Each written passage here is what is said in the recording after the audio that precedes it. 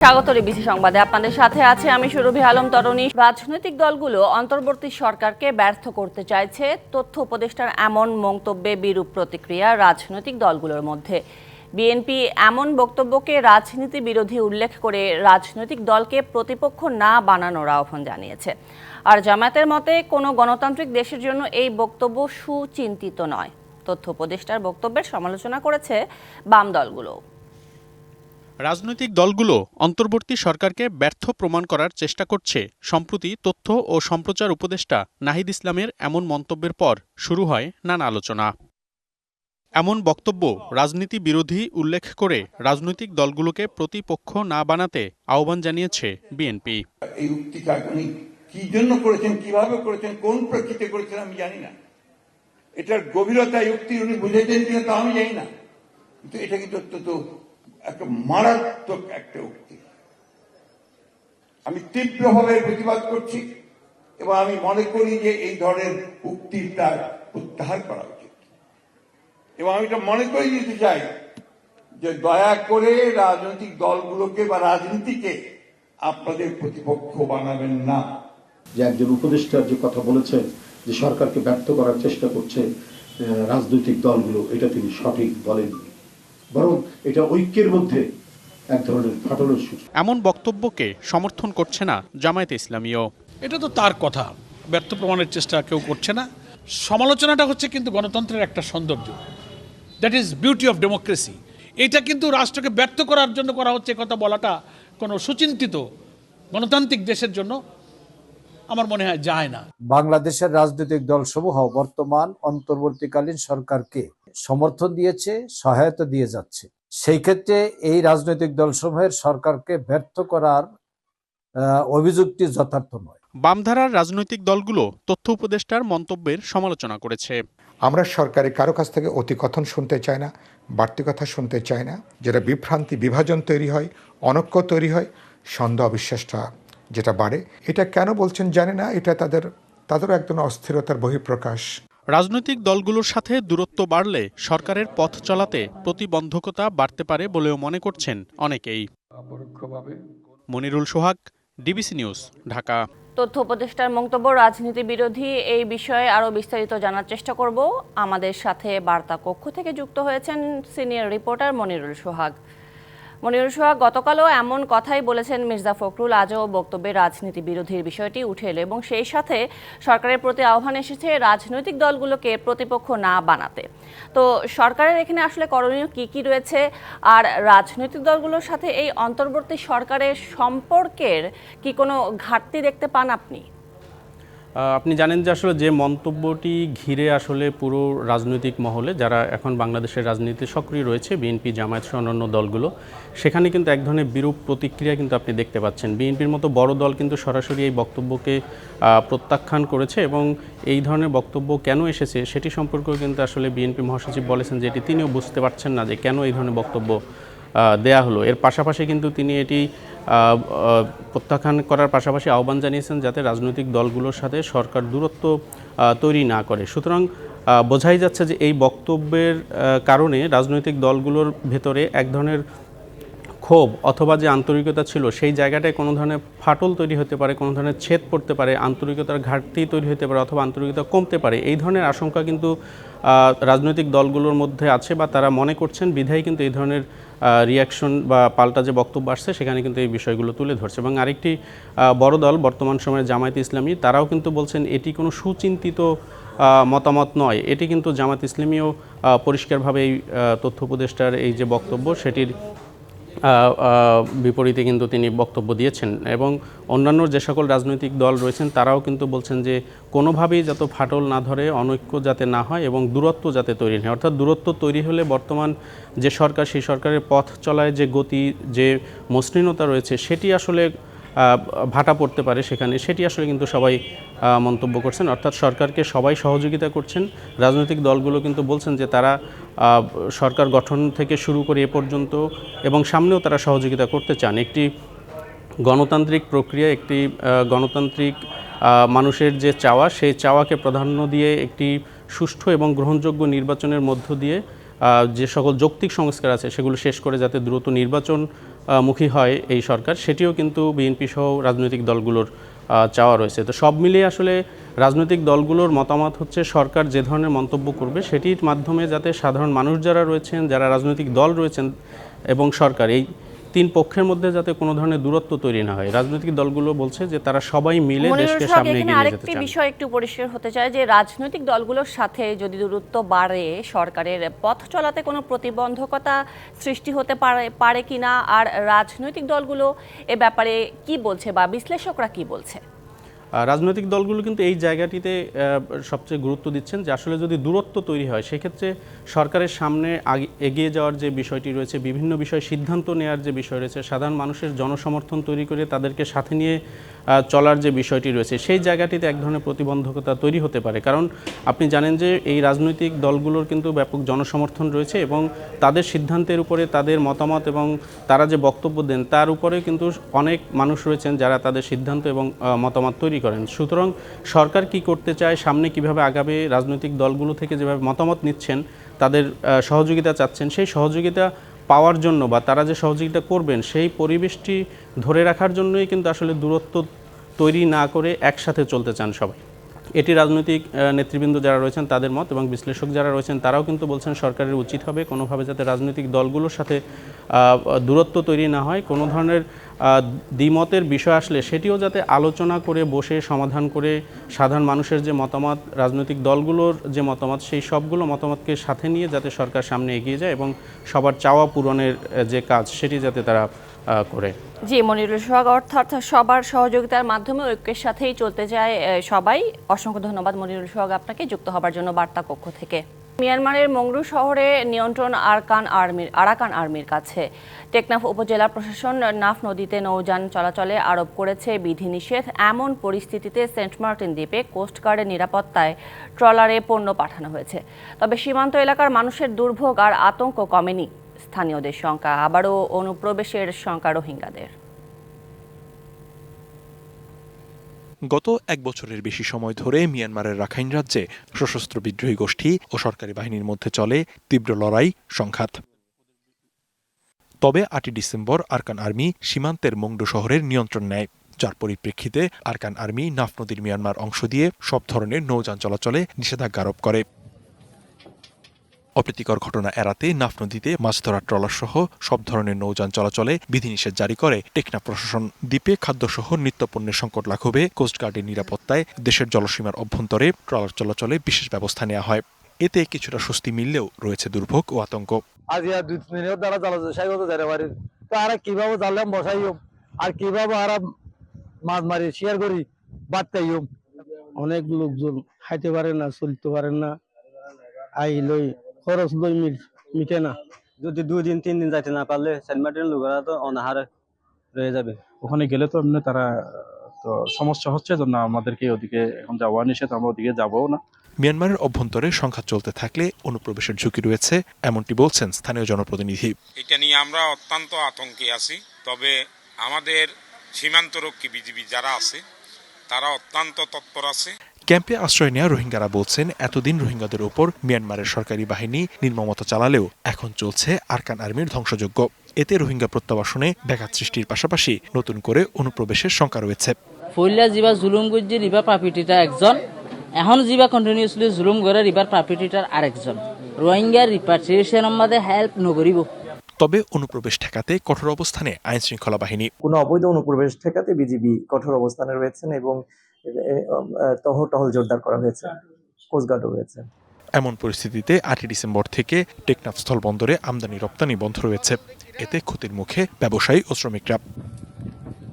DBC news desk. Maungdaw Arakan army দখলে এবং এ বিষয়ে রোহিঙ্গা অনুপ্রবেশের শঙ্কা রয়েছে এবং এইসব বিষয় নিয়ে আরও বিস্তারিতভাবে জানার চেষ্টা করব। আমাদের সাথে চট্টগ্রাম সেন্টার থেকে যুক্ত হয়েছেন সিনিয়র রিপোর্টার মাসুদুল হক। মাসুদুল হক, আপনি নিশ্চয়ই আমাকে শুনতে পাচ্ছেন। যেটা জানতে চাচ্ছি সেটা হচ্ছে যে বাংলাদেশ ও মিয়ানমার দুই পাড়েই কিন্তু রোহিঙ্গাদের নিরাপত্তার ঝুঁকি বাড়ছে এবং বলা হচ্ছে রাখাইনে রোহিঙ্গাদের বাংলাদেশে ঠেলে দেয়া হতে পারে, কারণ প্রায় 5 লাখ রোহিঙ্গার সাথে আরাকান আর্মির কিন্তু বিরোধ। এবং এ ব্যাপারে বিজিবি কি ধরনের পদক্ষেপ নিয়েছে, যথার্থ কিনা তা জানাবেন একটু। আপনাকে ধন্যবাদ। আপনারা ইতিমধ্যে জেনেছেন যে গত কয়েকদিন ধরে সেন্ট মার্টিনে কিন্তু জলসীমায় নৌ চলাচল বন্ধ রয়েছে। এর মধ্যেও কিন্তু গতকাল বেলা দুপুরের দিকে প্রায় 60টি ট্রলারে করে বিভিন্ন খাদ্যপণ্য সেখানে কিন্তু পৌঁছে দেওয়া হয়েছে। অর্থাৎ প্রতিদিন সেন্ট মার্টিনে প্রায় 2 থেকে 2,500 লোকজন যায় এবং সেখানে প্রায় 10,000 মতো লোকজন বসবাস করে এবং তাদের জন্য মূলত এই উদ্যোগটা নেওয়া হয়। আপনি যেটা বললেন যে মিয়ানমারের যে অনুপ্রবেশ ঠেকাতে বা রোহিঙ্গাদের, আসলে গত কয়েকদিন ধরে কিন্তু সেখানকার যারা স্থানীয় অধিবাসী রয়েছেন তারা কিন্তু কোনো ধরনের আপনার গোলাগুলির শব্দ পাচ্ছেন না। অর্থাৎ আগের চেয়ে অনেকটা শান্ত রয়েছে এবং এর অন্যতম কারণ হচ্ছে যে রাখাইন রাজ্য সেটি চলতি বছরের প্রথম দিকে সেটি আপনার দখলে নেয় মিয়ানমারের যে বিদ্রোহ গোষ্ঠী আরকান আর্মি এবং সম্প্রতি তারা রাখাইন রাজ্যের যে মন্ডু শহর সেটি তারা আপনার দখলে নেয়। অর্থাৎ মিয়ানমারের যে জান্তা বাহিনী তাদেরকে হটিয়ে তারা সেটি দখলে নেয়। এরপর থেকে কিন্তু মোটামুটি গুলির আওয়াজ অনেকটা কমে এসেছে। যারা স্থানীয় লোকজন তাদের মধ্যে কিন্তু স্বস্তি ফিরে এসেছে। তবে বাংলাদেশি যে বিজিবি বর্ডার গার্ড এবং কোস্টগার্ড রয়েছে তারা রয়েছেন কিন্তু সজাগ দৃষ্টিতে। তারা সীমান্তে তাদের নিরাপত্তা জোরদার করেছেন এবং জলসীমায় কোস্টগার্ডের তারা তারা জোরদার করেছেন। তারা যেটি বলছেন আর কোনো রোহিঙ্গাকে বা আর কোনো অনুপ্রবেশ ঠেকাতে মানে সকল ধরনের তারা অনুপ্রবেশ তারা ঠেকাতে তারা সব ধরনের প্রয়োজনীয় তারা ব্যবস্থা নিয়েছেন। এবং একই সাথে জানাতে চাই, আপনারা জানেন যে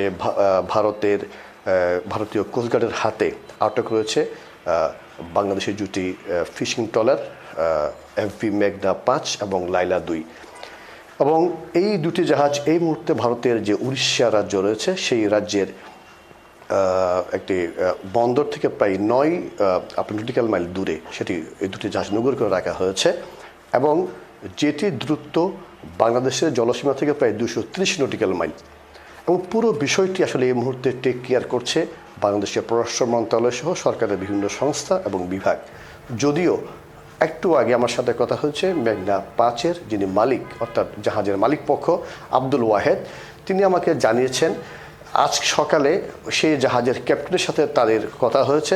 তারা জানিয়েছেন তারা সকলেই ভালো রয়েছেন এবং সেই ক্যাপ্টেনকে ভারতীয় কোস্টগার্ডের সদস্যরা বলেছেন যাতে আমাদের দেশ থেকে অর্থাৎ তোমাদের দেশ থেকে যদি কোস্টগার্ড বা কেউ যদি আমার সাথে যোগাযোগ করতো, ফোন করতো বা ইমেইল করতো, তাহলে আমরা তোমাদেরকে অনেক আগে তোমাদের ছেড়ে দিতাম। মাসুদুল হক, যেটা বলা হচ্ছে যে সরকারের তরফ থেকে উদ্যোগ না নিলে সমাধান আসবে না, এ ব্যাপারে কি কোনো পক্ষ আলাপ আলোচনা করেছে কিংবা কোনো সমঝোতা এসেছে কিনা, পদক্ষেপ নিয়েছে কিনা?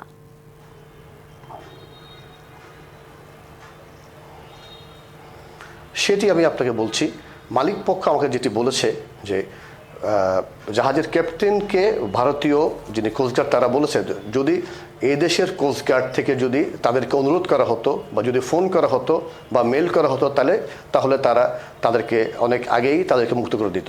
তাহলে এখানে বোঝা যাচ্ছে হয়তো একটি গ্যাপিং রয়েছে। যদিও সামুদ্রিক মৎস্য অধিদপ্তরের থেকে আমাদেরকে বলা হয়েছে তারা সরকারের বিভিন্ন সংস্থায় তারা চিঠি দিয়েছেন, জানিয়েছেন। একই ছাড়া জাহাজের যে মালিক পক্ষ তাদেরকে পররাষ্ট্র মন্ত্রণালয় থেকে বলা হয়েছে যে একটু অপেক্ষা করতে, একটু ধৈর্য ধরতে। তারা সর্বোচ্চ লেভেলে ভারতীয় দূতাবাস সহ বিভিন্ন জায়গায় তারা কথা চালিয়ে যাচ্ছেন। সেটি হচ্ছে এখানকার যে পররাষ্ট্র যে মন্ত্রণালয়ের বক্তব্য। তবে জাহাজ মালিকের সাথে আমি কথা বলে যেটা জানতে পেরেছি ওনার যেটি বক্তব্য সেটি হচ্ছে সেখানকার কোস্টগার্ডের যারা সদস্য রয়েছে ভারতীয় তারা আমাদের যারা এখানের ক্যাপ্টেন যারা রয়েছেন জেলে তাদেরকে বলেছেন যে তোমাদের দেশ থেকে হয়তো এখন আমাদের সাথে কেউ সেরকমভাবে আনুষ্ঠানিকভাবে কেউ হয়তো এখনো ফোন করেনি। অর্থাৎ পরিষ্কার মাসুদুল হক, এখনো সরকারের তরফ থেকে কোনো উদ্যোগ নেওয়া হয়নি, তবে এই ব্যাপারে আলোচনা চলছে। অসংখ্য ধন্যবাদ আপনাকে যুক্ত হবার জন্য। 2024-এর গণ অভ্যুত্থানের চেতনাকে কাজে লাগিয়ে ঐক্যবদ্ধভাবে নতুন বাংলাদেশকে এগিয়ে নেওয়ার আহ্বান জানিয়েছেন জুলাই শহীদ স্মৃতি ফাউন্ডেশনের সাধারণ সম্পাদক সার্জিস আলম। সকালে রাজধানীর কাকরাইলে ডিপ্লোমা ইঞ্জিনিয়ার্স ইনস্টিটিউশনে চাঁপাইনবাবগঞ্জ ফোরামের উদ্যোগে আয়োজিত প্রীতি সমাবেশে এই আহ্বান জানান তিনি। তার অভিযোগ, বাংলাদেশের মানুষ 5 জুন থেকে 5 আগস্টের স্মৃতি ভুলে যেতে শুরু করেছে। বিদেশে পালিয়ে থেকেও সাবেক প্রধানমন্ত্রী শেখ হাসিনার সমাবেশে যোগ দেওয়ার কঠোর সমালোচনা করেন সার্জিস আলম। জুলাই আগস্টের গণ অভ্যুত্থানের পরও চাঁদাবাজি, তদবির বাণিজ্য চলছে বলে অভিযোগ করেন তিনি। আমরা যদি নিজেরা ঐক্যবদ্ধ থাকি, আমাদের ভিতরে যদি 24-এর ছাত্র জনতার জীবন এবং রক্তের যে স্পিরিট সেটি থাকে এবং আল্লাহ যদি আমাদের সহায় থাকেন, তাহলে অবশ্যই যেই বাংলাদেশের স্বপ্ন আমরা দেখি, যে উত্তরের স্বপ্ন আমরা দেখি, সেটি আমরা প্রতিষ্ঠা করতে পারবো।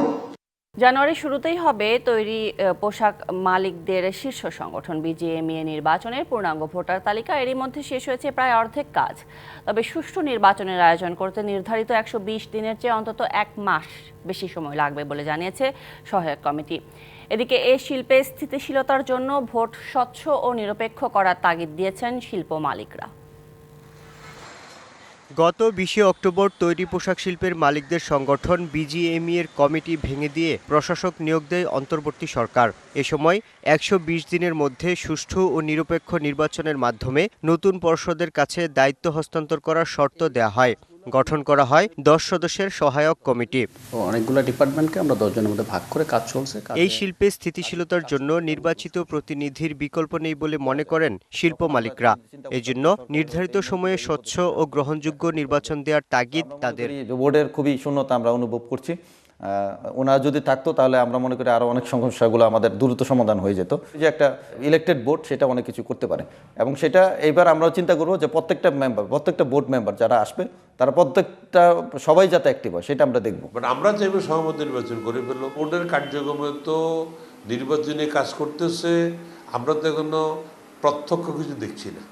আমরা জানি ভোটার তালিকা সংশোধনের কাজ চলছে, বাট আরও একটু তড়িৎভাবে চালানো উচিত বলে আমি মনে করি।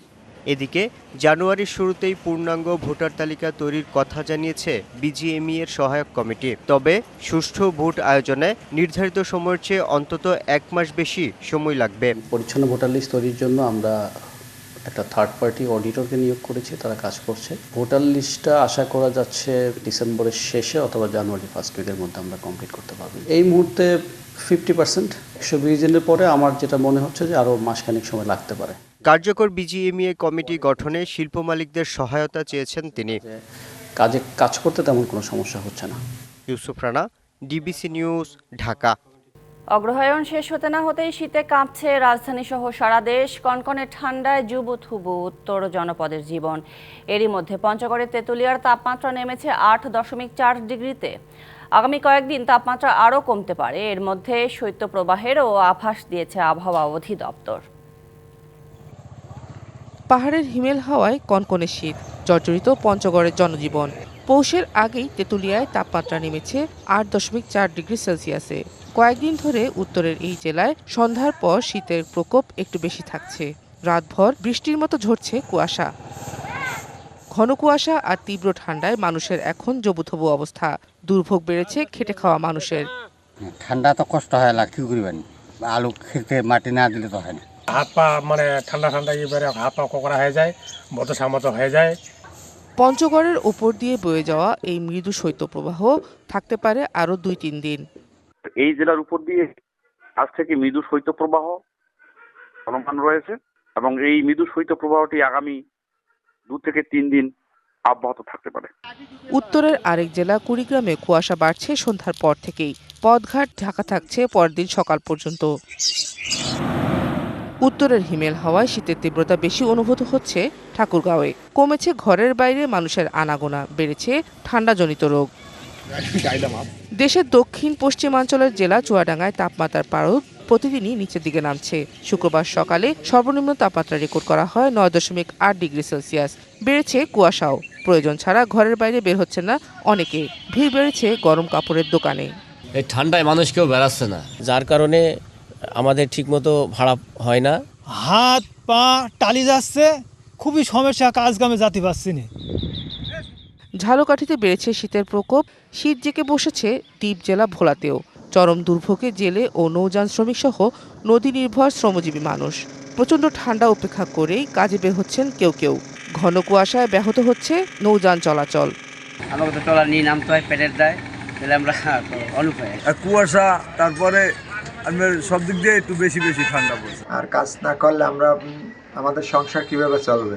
আবহাওয়া অধিদপ্তর জানিয়েছে পঞ্চগড়, রাজশাহী, চুয়াডাঙ্গার ওপর দিয়ে মৃদু শৈত্যপ্রবাহ বয়ে যাচ্ছে। তা আরও কয়েকদিন অব্যাহত থাকবে। Sheikh Nigar Sultana, DBC news desk. শেষ হলো আইসিসি চ্যাম্পিয়ন্স ট্রফির বাংলাদেশ ট্যুর। শেষ দিন মিরপুরে হয়েছে প্রদর্শনী। ঘণ্টা দেড়েক হোম অফ ক্রিকেটের মিডিয়া প্লাজায় রাখা হয়েছিল ট্রফি। সেখানে ট্রফি ঘিরে বিসিবির আগ্রহ দেখা যায়নি। দুই পরিচালক থাকলেও একজন ফিরেছেন ছবি না তুলেই। সোনালি একটা ট্রফি, বাংলাদেশ ক্রিকেট সমর্থকদের আজন্ম স্বপ্ন। সেই ট্রফি দেশে আসে, তবে ঘুরতে, পার্মানেন্টলি না। অনূর্ধ্ব 19 দলের হাতে 3 বার বড় মঞ্চের ট্রফি আসলেও সিনিয়ররা এখনও সেই খোঁজে। তারপরও বাংলাদেশে আসা চ্যাম্পিয়ন্স ট্রফি ঘিরে সাধারণ মানুষের আগ্রহ দেখা যায় বেশ। ট্রফি ট্যুরের শেষ দিনে রাখা হয়েছিল মিরপুর স্টেডিয়ামের মিডিয়া প্লাজার সামনে। সেখানে সংবাদকর্মীরা সহ বিসিবির কর্মকর্তারা ট্রফির সাথে ছবি তুলেন। কিন্তু চ্যাম্পিয়ন্স ট্রফি ঘিরে বিসিবির খুব একটা আগ্রহ দেখা যায়নি। দুই কর্মকর্তা এসেছিলেন, কিন্তু একজন ট্রফির সাথে ছবি তুলেছেন, অন্যজন না তুলেই ফিরেছেন। অনেক সময় আইসিসির কাছ থেকেও চাওয়া হয় বিসিবির কর্মকর্তাদের সাথে তোলা ছবি। 9 তারিখ চ্যাম্পিয়ন্স ট্রফি আসে বাংলাদেশে। 10 তারিখ যুব ক্রীড়া উপদেষ্টার বাসভবন হয়ে যায় কক্সবাজার। 11 তারিখ কক্সবাজারের সাধারণ মানুষের জন্য চ্যাম্পিয়ন্স ট্রফি করা হয় উন্মুক্ত। পরের দিন ঢাকার একটি হোটেলে সাধারণ মানুষ ট্রফির সাথে ছবি তোলার সুযোগ পান। আর শেষ দিন মিরপুরে রাখা হয় সোনালী ট্রফিটি। শুক্রবার রাতে বাংলাদেশ ছেড়ে যাবে চ্যাম্পিয়ন্স ট্রফি। পরের গন্তব্য সাউথ আফ্রিকা। মামলা রশিদ, ডিবিসি নিউজ, ঢাকা। প্রেম ও দ্রোহের কবি হেলাল হাফিজ মারা গেছেন। বিকেলে রাজধানীর শাহবাগের একটি হোস্টেলে পা পিছলে পড়ে গেলে তাকে নেওয়া হয় বঙ্গবন্ধু মেডিকেল বিশ্ববিদ্যালয় হাসপাতালে। তখন তাকে মৃত ঘোষণা করা হয়। মৃত্যুকালে তার বয়স হয়েছিল 76 বছর। শ্রদ্ধা জানানোর জন্য শনিবার সকাল 10টায় কবির মরদেহ নেওয়া হবে জাতীয় প্রেস ক্লাবে, পরে নেওয়া হবে বাংলা একাডেমিতে। শনিবার বাদ-জোহর প্রেস ক্লাবে জানাজা শেষে নেত্রকোনায় তাকে দাফন করা হবে। এদিকে কবির মৃত্যুতে শোক জানিয়েছেন প্রধান উপদেষ্টা। এখন যৌবন যার, মিছিলে যাবার তার শ্রেষ্ঠ সময়। এখন যৌবন যার, যুদ্ধে যাবার তার শ্রেষ্ঠ সময়। 69-এর উত্তাল গণঅভ্যুত্থানের সময় রচিত ও বাংলাদেশের স্বাধীনতার সাথে অঙ্গাঙ্গিভাবে জড়িত থাকা কালজয়ী এই পংক্তির রচয়িতা কবি হেলাল হাফিজ মারা গেছেন। রাজপথে সাজাতে সংসার, কেউ আসে জ্বালিয়ে বা জ্বালাতে সংসার। ছোটবেলায় মা হারানোর বেদনা নিয়ে বেড়ে ওঠার পর ঢাকা বিশ্ববিদ্যালয়ের মুক্ত প্রাঙ্গণে বিহঙ্গের জীবন।